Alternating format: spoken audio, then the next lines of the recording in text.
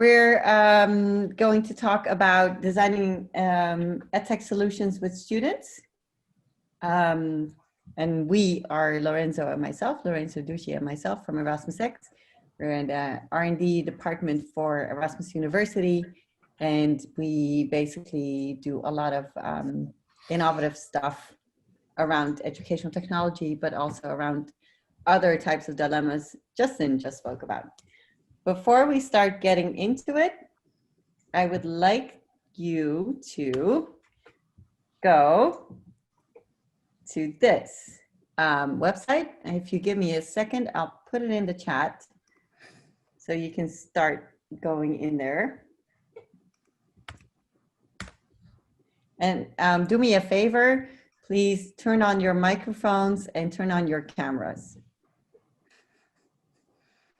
I'm in my pajamas, Farshida. That's Hi, Maksud. Why am I not surprised you're in your pajamas? Okay, have you guys opened the website? Yes. Turn on your sounds, and you have exactly 3 minutes to play this game and get to the end of the level. Good luck.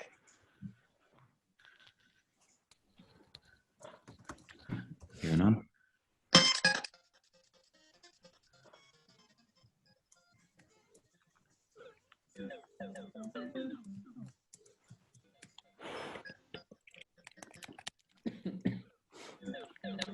What?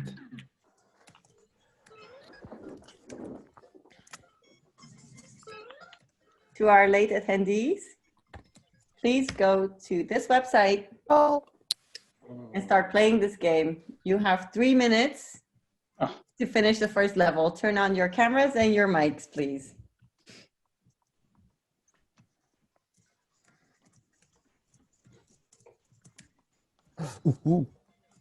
I'm really bad at this. Oh, man. Okay, so who's at the stage that they want to throw out their camera out of the window? Wait, so what are the controls? I can't seem to figure that out. Well, all I can say is look at your screen and just read. It's a very mean game. That's all I'm saying.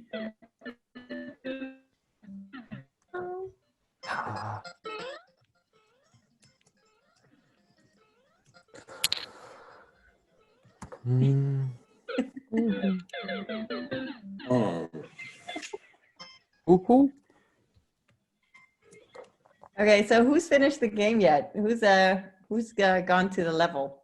I think I'm dead. Keep dying.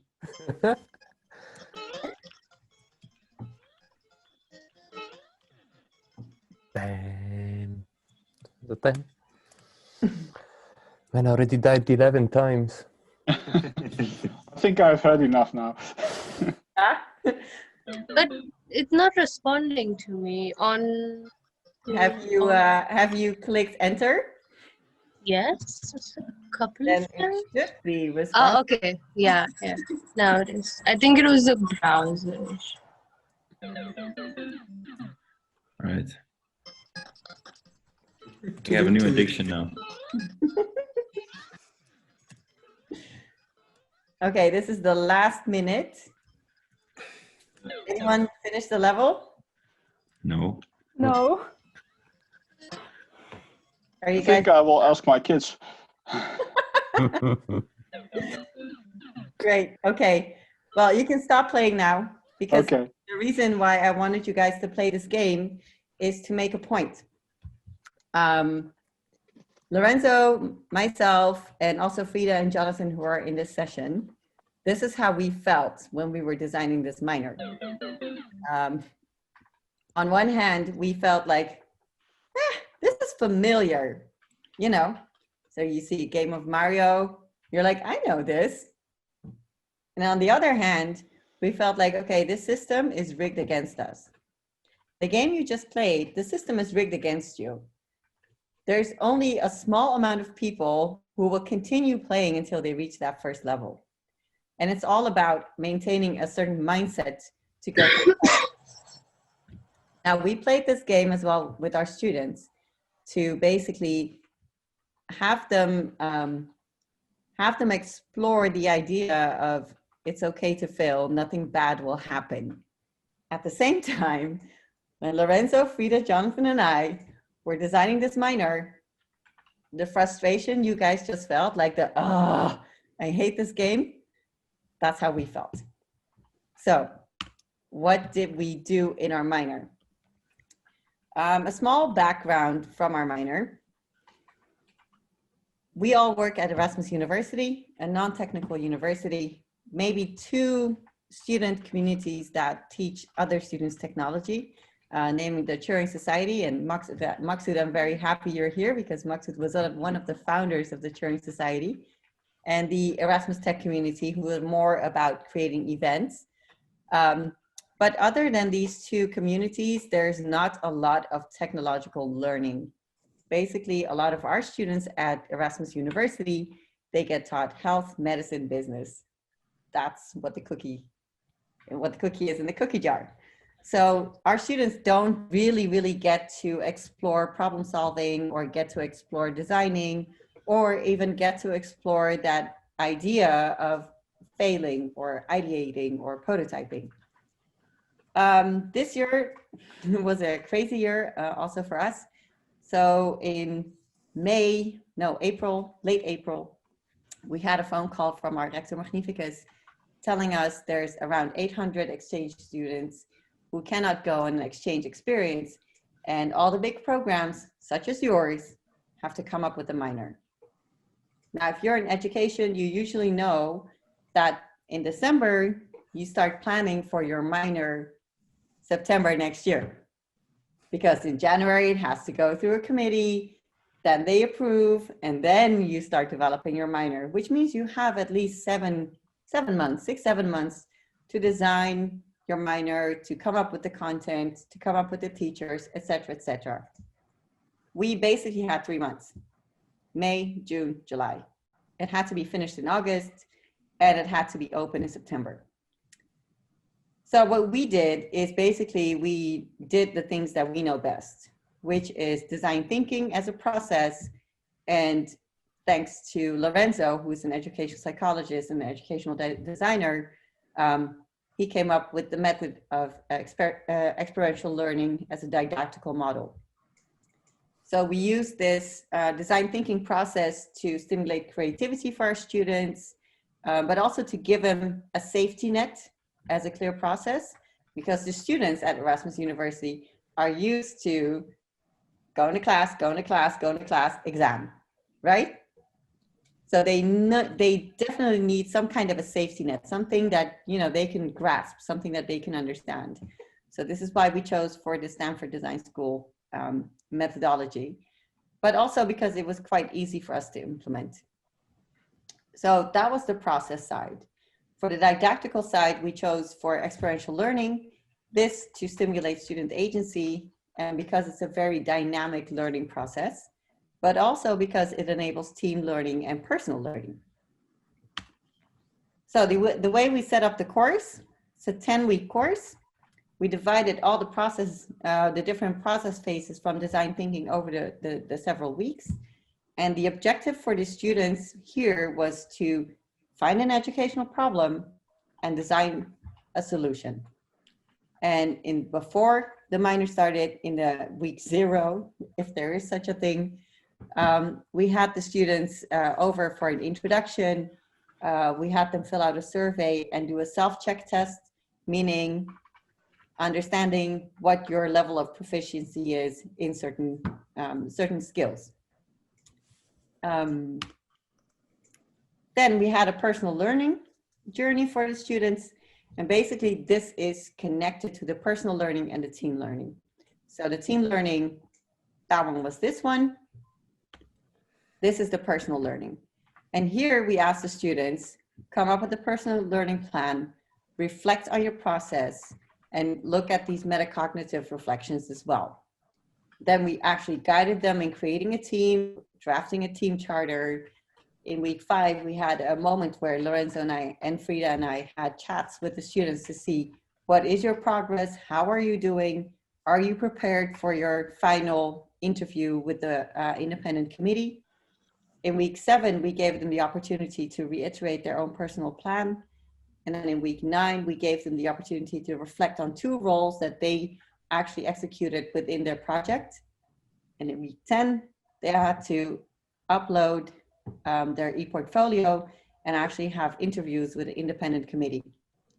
Now, the objective of this personal learning journey was basically very simple to us. It was create a personal learning plan with SMART goals and create a portfolio. Easy does it, right? Well, not that easy. Just 2 prototypes our students came up with. The first one is EOR Boost. This was an application designed for by students for teachers, trying to tackle the knowledge deficiency the teachers have when it comes to applying technological tools and making their classes more interactive. So the students went out, spoke to teachers, tutors, professors, spoke to other people, students as well, just to figure out, okay, how do you feel about teaching these classes? Do you think they can be more interactive? What kind of tooling do you use? What's the problem by using, for using these tools? And the other group, they came up with a virtual coach to motivate students because they felt like students were procrastinating, not really working along, with their intrinsic motivation, not really motivated to do anything at all. So they came up with Calio, which is basically a virtual coach that offers you feedback, personalized feedback, and makes continuous learning possible. This is one of the student testimonials. So you can see up where you see portfolio, this is what Rodrigo basically did throughout his entire portfolio. And because we had to do this course in such a rush, we just used all the available applications within Canvas. We didn't go to other tooling. We just basically did not have the time. So we explored what Canvas had on offer, and we used all the Canvas applications to make this possible. And under here, you can see Rodrigo's personal learning plan. And this is something that Rodrigo, well, he basically started doing this in week 1, keeping track of his progress until week 10, when he eventually sent us his portfolio link. And so we could actually send that to the independent committee and they could have a chat with him. Lorenzo, I think now it's you. Can I ask a question? Of course. Yes, please. The Canvas is the learning platform of TU Delft, or? It's EUR. So TU Delft uses Brightspace. Okay. Lorenzo? Yeah, okay, so now we just wanted to show you a bit about, Farshida mentioned already a few times that students have to create their personal learning plan. And I just wanted to show you just really briefly what that meant and how did the students do. Because this was quite new, especially at the Erasmus University. Often students, are been told what to do, when to do it, and how to do it. And we wanted to put the responsibility and give the ownership back to the students to a big extent. So then why we thought about the idea of the personal learning plan. And if you look at this, at this personal learning plan as this 5-step process, it's quite straightforward. Because in some ways, we ask students to decide, okay, which kind of behaviors would you like to focus on? Decide on yourself, decide depending on, what you want to work on. And then after they decide, okay, I want to focus on communicating, or I want to focus on prototyping new solutions, then they were being asked, so where is your current standing on those behaviors? So how good are you? How effective are you in those certain behaviors? And also together try to formulate the goals, the students wanted to reach by the end of the minor. So we try to really to involve lots of self-reflection from the students in thinking about what they wanted to work on and also where they wanted to get to. And also up to the students, but always in collaboration with us, is okay, if that's where you are right now in week 1 and you want to go there by week 10, what kind of activities are you gonna undertake in order to work on certain skills, on a certain behavior? And what kind of evidence, the last point, are you going to provide as showcasing that you have worked on certain behaviors? Because for us, it was very much important not to focus necessarily on a certain outcome, but more on the process, on the development of the students over time. Farshida, if you can go on to the next. And I mean, this is just simply an example of Rodrigo's learning plan, and it just showcase what I just described to you. So on the left-hand side, you see those learning outcomes that were defined by us, but then it was all up to him to define and to write down the rest of the table. So for instance, one of the behavior was to focus on perspective taking that Rodrigo chose. He tried to reflect on where he was, where he wanted to go, how to get there, and what kind of evidence to provide. Farshida, next slide, please.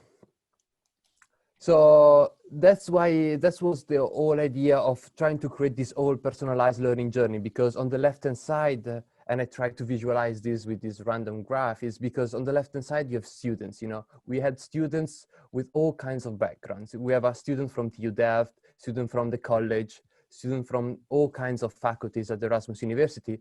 So we very much believe that the starting point was very different from each other, you know?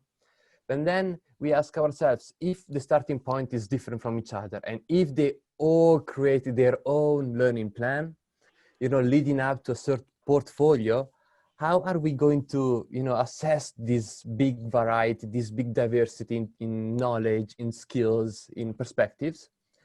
So what we try to use this so-called way of assessing called programmatic assessment, which try to create lots of little and many data points throughout the whole minor, which regardless of whatever skills, whatever behavior the students wanted to focus on, every student used the certain data points as a way to reflect on what they have done, receive feedback as to how they have been doing, and try to implement those feedback for the next learning cycles. And that's the whole idea of experiential learning. So try to experience something, reflect, creating a plan, and take action afterwards.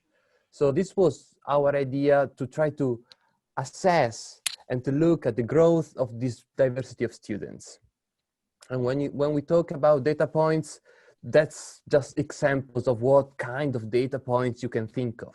Sometimes it's very formal. You can think of an assignment as a data point, but you can also think about a feedback session or a peer feedback session with the students as another data point. But also more informal moment with the coaches could also be considered data points, you know. And all these data points gathered together, you know, they would be compiled into what Farshida mentioned before, a portfolio that could have turned into any kind of format. And that would be exactly the main evaluation of this whole minor. So Farshida, if you can go on to the next slide, because exactly the whole minor, or like a big portion of the minor, if we can go on to the next slide, is exactly 70% of the minor was evaluated by trying to look at the personal development of the students, trying to look at their behaviors over time, at their growth over time, rather than at the final outcome, more at the process, you know? And they had to create a portfolio to present in front of an independent committee.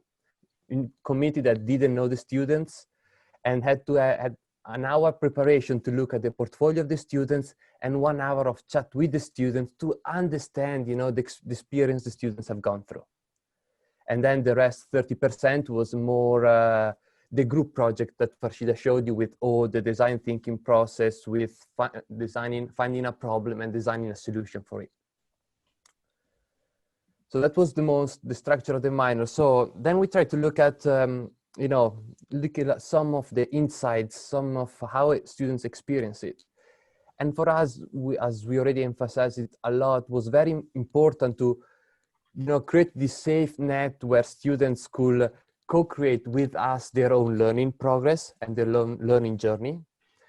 So what we did to try to understand whether we managed to co-create the experience, the whole learning journey with the students, we gave a survey at the beginning of the minor, asking them how they, on the left-hand side, experience, you know, their education at Erasmus University before joining the minor when it comes to co-creation, when it comes to co-creating with the teachers their own learning journey. So in a sense, where they only been told what to do, or did they have space to co-create their own learning journey with the students? And so we asked them, how have you experienced it before? And what is your desired idea of participatory learning experience at Erasmus University? And on the right-hand side, you can see more or less with the same survey then delivered at the end of the minor, we asked them, how have you experienced the minor itself? You know, was the level of participation and co-creation in the minor?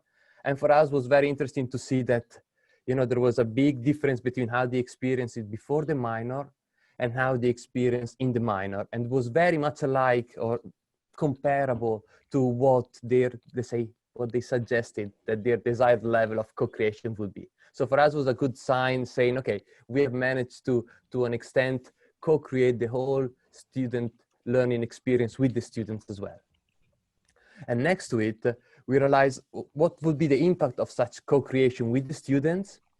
And we look into the idea of metacognition. So that, simply put, is the abilities to learn how to learn. So not to learn a certain subject, but to take a more abstract meta level to understanding what it means to learn and what is the concept of learning itself.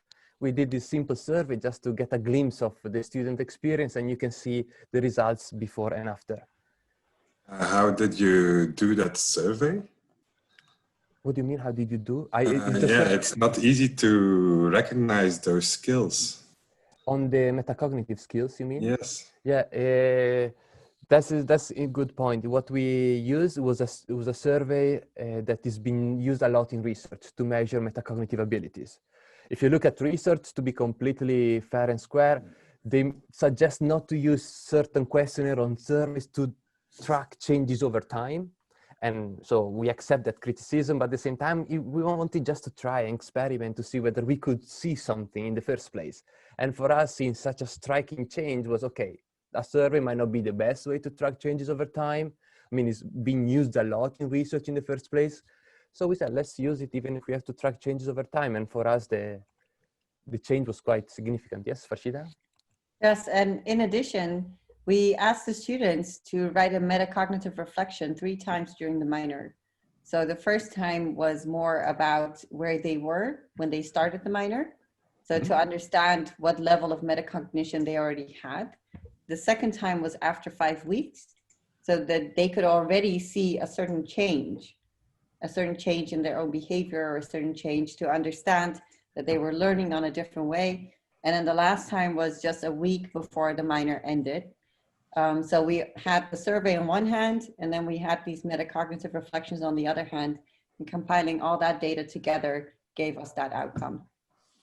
No, I'm really curious because I'm also coordinating a new program and we are working quite similar. So we also try to get a lot of data from the students with forms and stuff like that. But it's also not, how do you call it?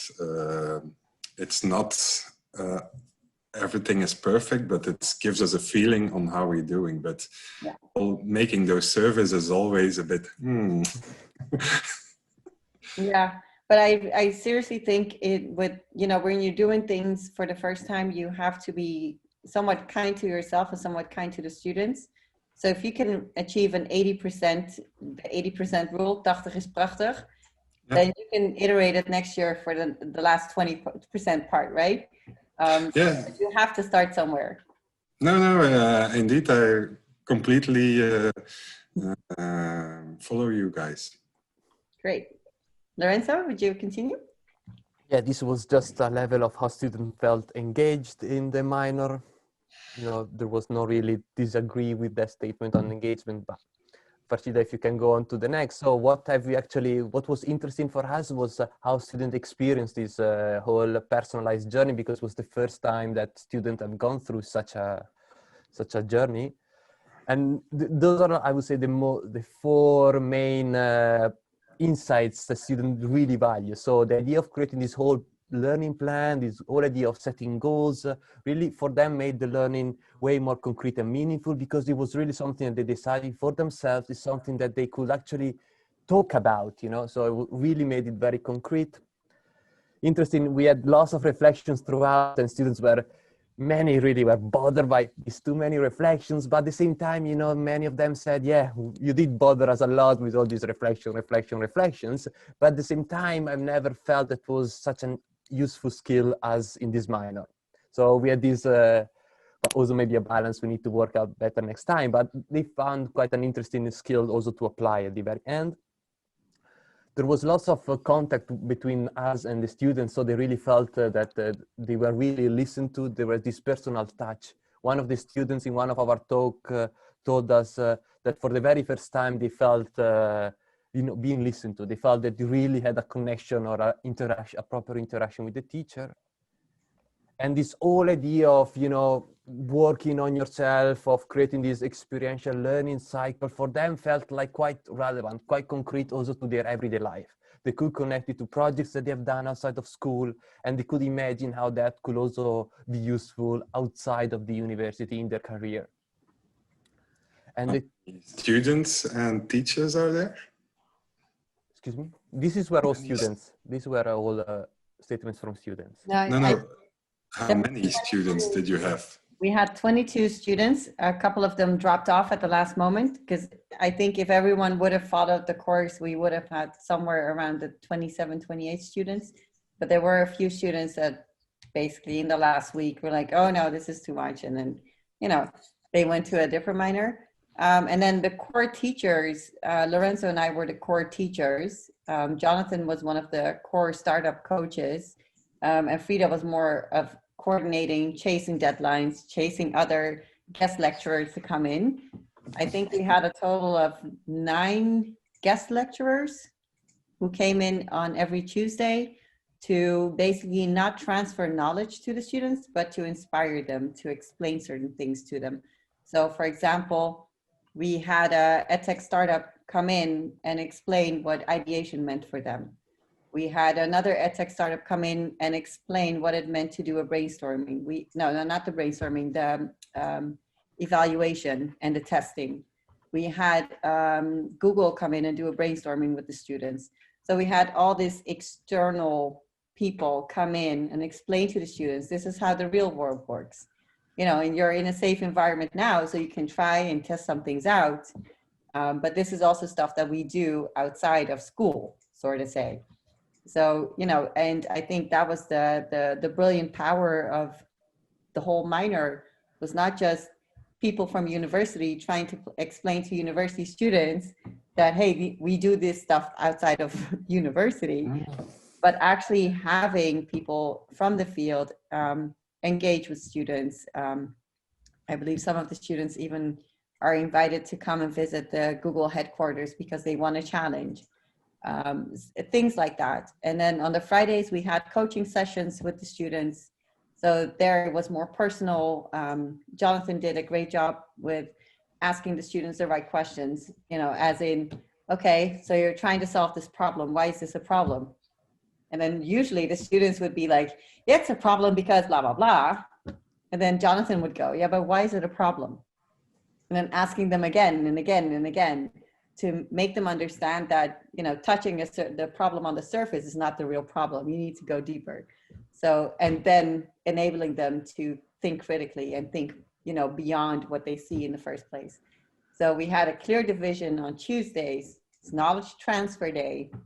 You'll be working on gaining new knowledge and constructing new knowledge, and then directly applying it to your own process.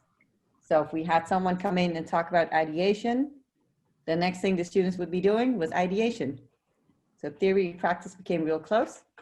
And on Fridays, we had the coaches basically giving feedback to the teams or telling them things about failure, you know, why failure isn't that bad as you might think, or, you know, engaging in other discussions with them. So, and where was I going with this story? I don't know anymore. But it sounded good, so. But yeah, So, but we did have challenges as well during the minor.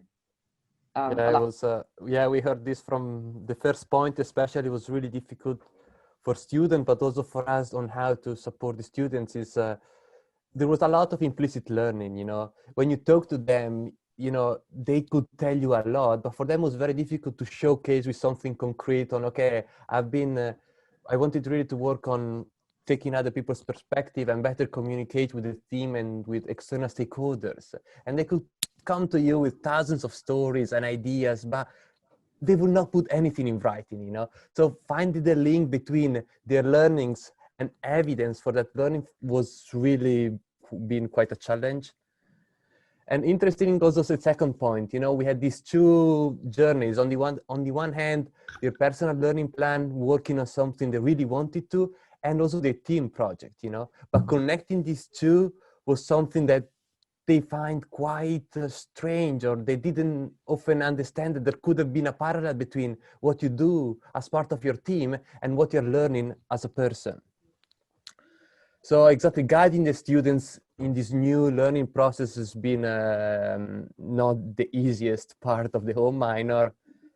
And exactly also related to what I just said, finding the parallels between what you do in your team and what also you do as a person, and how much weight to put in regard to those two paths is quite difficult.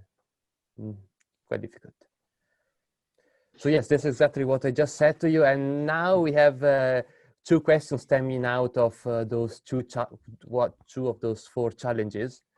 And we wanted to see whether we could actually brainstorm, think along together, you know, on how, for instance, could we guide better the students in making their learning more concrete, that they are not simply reproducing, but they are creating knowledge themselves. And the second question, how can we create these parallels between, you know, what they do as a person and what they do as part of a team? So now we wanted to open the whole discussion to the whole group here. If there are any other questions, but otherwise we also would love to see if you have got any input in regards to those two questions. Now Farshida, I think she's going to share soon. Can we have those two questions up again? Now, yeah, now Farshida, I think she's slowly gonna put the link on the... Getting there. Right. A bit a moment of suspense, you know? Okay, so for the people who were there in the morning, we're going to use Padlet again. Oh, and I see Neeltje, hey! We're going to use Padlet again. The questions are up on Padlet, so how might we develop ways to balance the group with the individual effort? So it's about balancing team and individual effort. And the other question is, how might we guide students better in understanding that they're constructing knowledge and not reproducing it? For the people who have used Padlet this morning, just click on the red circle with the little plus icon in the right bottom. And Lorenzo, I don't know if you want to guide this a bit more.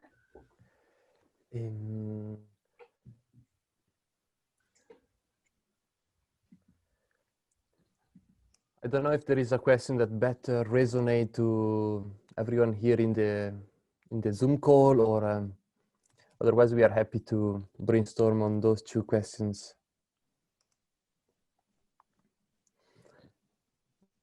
I do have a question for Paul and Rick and Neeltje, and for I'm sorry, I can't see your name.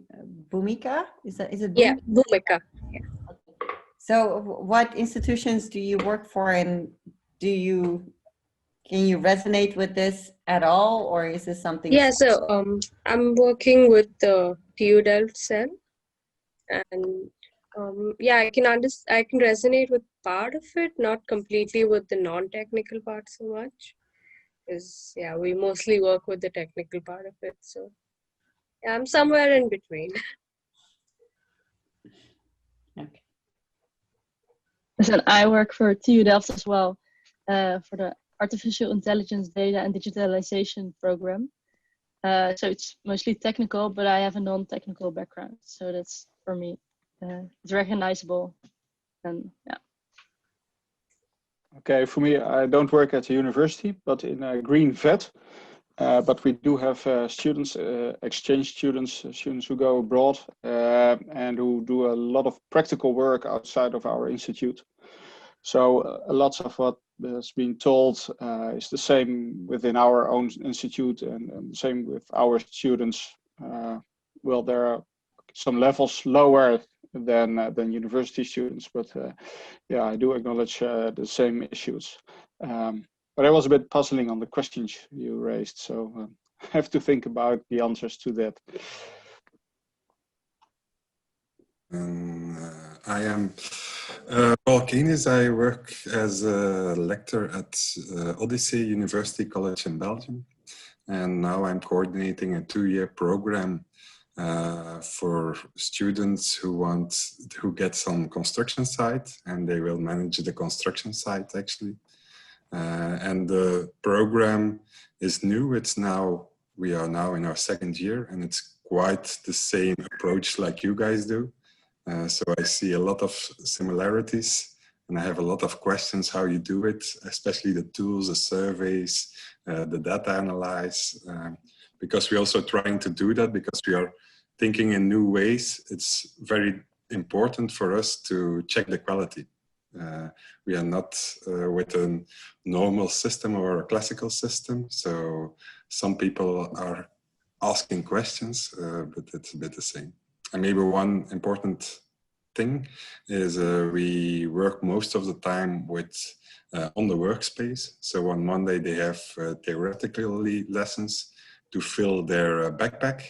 And from Tuesday to Thursday, they are on the workspace. And on Friday, we do also coaching and assessment feedback.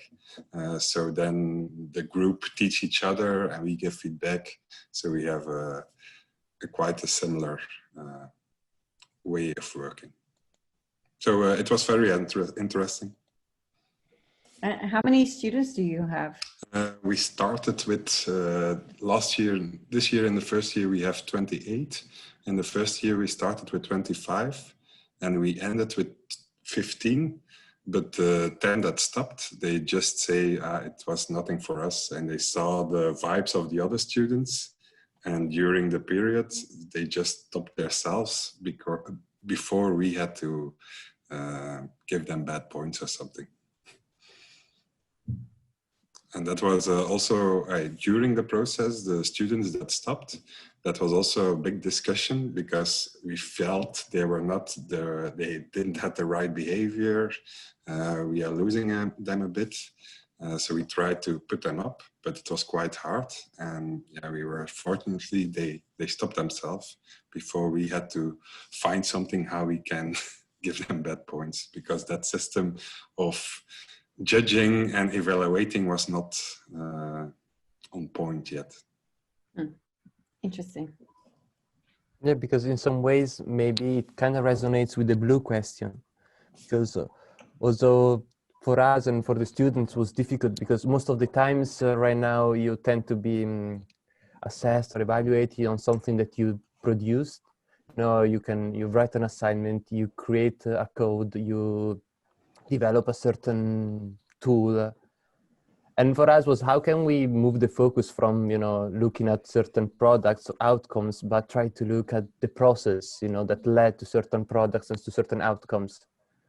And it was difficult for us to find a way on how to evaluate and assess that academically, but also was difficult for students to see how one and the other relate to each other. And in that sense is the blue question, because it felt like, okay, we spent so much time on the team working on a solution for our educational problem. But what does that has to do with how I've been working along the way throughout the whole process of the minor? And how do you connect the two? How do I see that what I've been contributed as a person has helped the whole development of the prototype or the final outcome? Yeah, for us, they have to do, I think, in 2 years, around 20 assessments or something. And they are very holistic. So they have to fill it in themselves. There are teams they have to fulfill. But within that team, within that thema, they can choose how they want to fill it in. So the information comes from the workspace. that makes it very hard because everything is different. So you can't say, I want it like that, or I want it like that. But at the end, it all went very, very well. And now we have to check how we can evaluate that better and stuff like that. So Maksud, I know you're not in university right now, but as an alumnus from Erasmus School of Management, but also someone who has created educational platforms, more technological platforms, what do you get out of this meeting? Have you seen anything that you're excited about, or what is new? Well, first of all, I'm super excited about what you guys are doing at ErasmusX. I think having students really involved in the creation of education is super important. I think that's the way forward.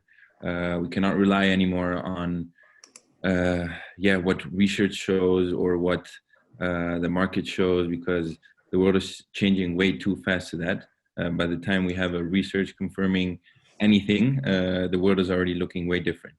And so the only way we could innovate innovation is if we all work together, and especially if we ask students of, hey, what do you think we should add in terms of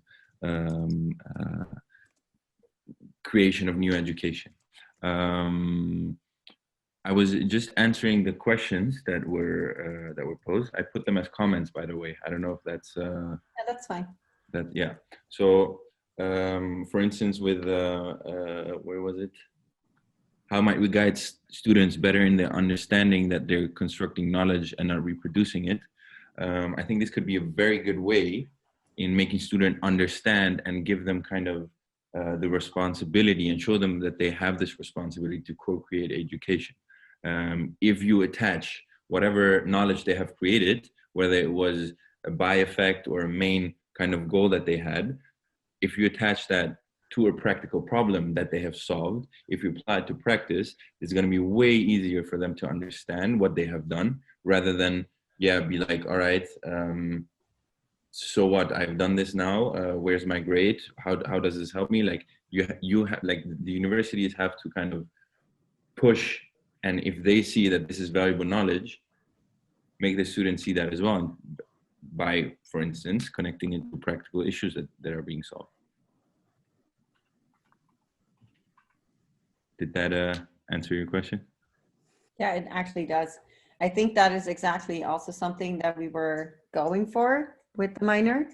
And I think for when it comes down to the prototypes, I think all the student teams, they did come up with really good prototypes. And what was really nice to see is that, we had one student who had a technological background, not coincidentally the student from TU Delft, who joined the minor.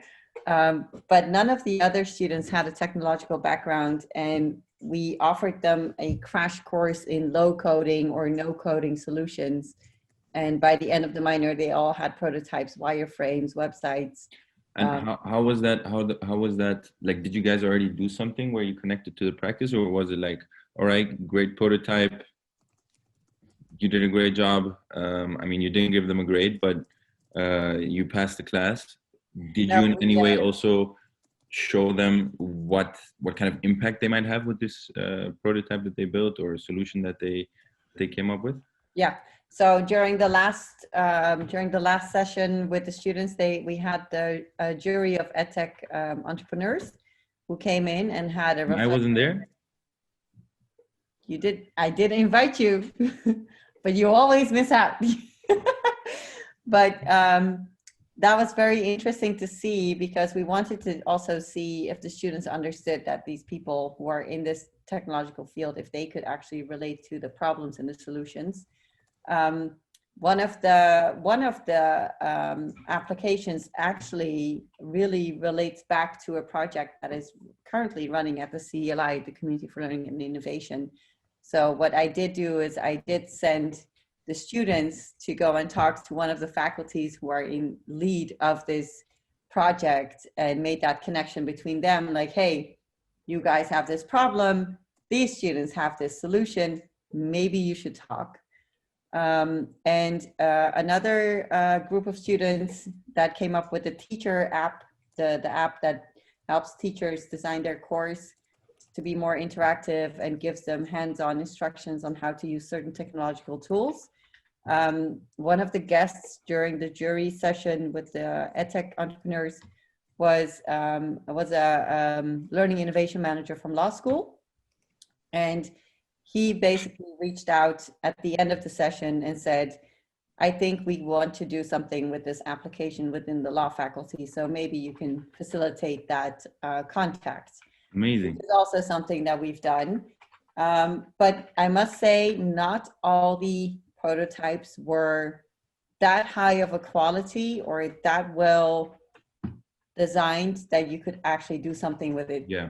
I mean, obviously, I don't think that there's going to be many solutions or knowledge there's going to be a lot of knowledge created that can, as it is, be applied to practice, but showing the students the impact this might have if it is developed further, if more time and money or effort is invested into it, showing them how kind of a roadmap, how this might develop, will add a lot of value and will give students the feeling of, hey, I've actually, created something instead of just reproducing and getting my grade and being in this standardized rat race that everyone is in.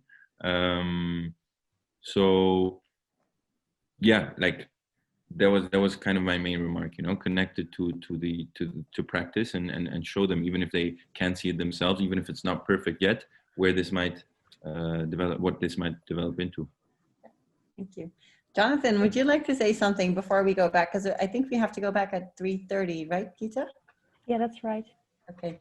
Jonathan, would you like to add a couple of last words to this session, since you were one of the coaches? Once, if I may add, just to add on to the last point, I think it would also be nice to give them resources to, you said that a lot of the products were not technically very good or not the best. So maybe also point them to resources to get them to that level in case they want to take it forward. Yeah, no, absolutely. That way they have a roadmap. Yeah, no, absolutely. We did mention to the students that if they actually want to pursue something with their prototypes or have a chat about how to move on from this stage, we're always open for conversations about that. Only one team actually wanted to do that because they were really, really hyped up and they were basically ready to move and start their own startup. But I think for most of the students, it was nice to have a different type of course, but they wouldn't necessarily want to go towards that entrepreneurial direction. But I think they know where to find us if they do. So, yeah.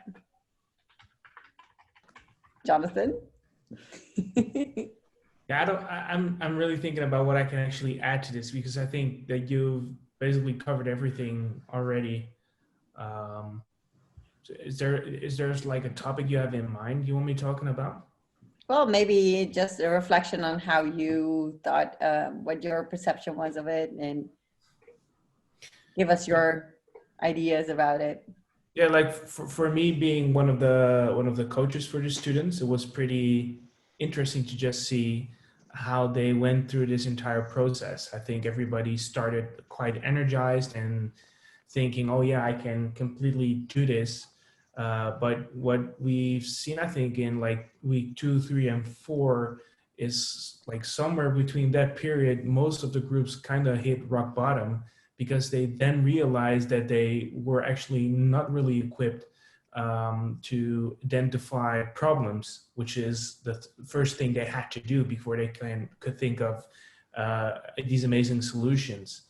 And I had some discussions with them, and what just kind of struck me is that I think that a lot of these students are being educated to solve problems, or actually to come up with solutions to problems that are completely laid out for them already. Whereas I think that in the real world, it's not that structured. Basically, you have to find and identify your own problems before you can actually think about possible solutions for them. Because if you're solving a problem that actually is not a problem, you're not doing anything at all. And this is, I think, like, this is the area that all students had the most trouble with. And especially because it sounds very sexy to come up with great technological solutions, et cetera. But if basically what we did is we gave them the world, we didn't give them any areas or sort of specific things to look into. We just said, hey, look for a problem. And they found that very, very, very difficult. But that's also the thing I think they learned the most from, and is a way of thinking that they will be able to apply for the rest of their lives. So that was pretty interesting to see. Thank you, Jonathan. Any other lasting remarks? Since we have to close down in a couple of minutes. Well, I do have a tiny question. Yes. Well, if there's no one else who has a question left. Because I'm very curious if you had a way to kind of evaluate the group process, like more the teamwork, the collaboration process. Yep. Basically, I think in terms of end evaluation, I think we had questions in the general questionnaire. Am I correct, Lorenzo? Okay. Yeah. But what we try to stay away from is managing the student teams. Mm-hmm. You know, so we spent a lot of time in creating the teams. So it was not at random as you usually get. I still remember teaching legal tech to my law students in the past, and I would be very random about it and say, all number ones, you're one team, all number twos, you're a second team. But this time around, we spent a lot of time in creating the right type of teams. So we had certain tests with the students done, we played a game with them, and then, you know, so they actually formed their own teams in the end. But also they had to write a team chapter. They had to reiterate on the team chapter. We had Jonathan and Inna who would look at the team dynamics. We had feedback sessions with the teams. So there was a lot of time and energy spent in creating the right type of team dynamics and team synergy. And in the end, I think we only had one group that had one team member who basically dropped out by himself because he felt like he wasn't really adding to the group dynamic, and he got out of it. And we as teachers, I mean, they never came to me when they had issues within their teams.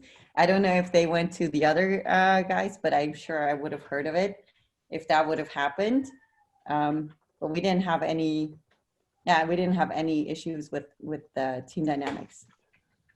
Paul, I'm going to send you my email address so you can get in touch with us. Perfect. Maybe to add to that, Farshida, I do think indeed we did not really look at the teams that much, but we had one behavioral competency of interdisciplinarity. So within the personal learning journey, there were students who were focusing on that behavioral competency and how to make the most of, you know, the different disciplines that come together in the group work. So, but that was more on the personal learning and not all of them chose that particular behavioral competence because we gave them some freedom there in what to choose exactly. So, but that was also a nice added value from the, personal learning journey. Yeah. I think that's it for now.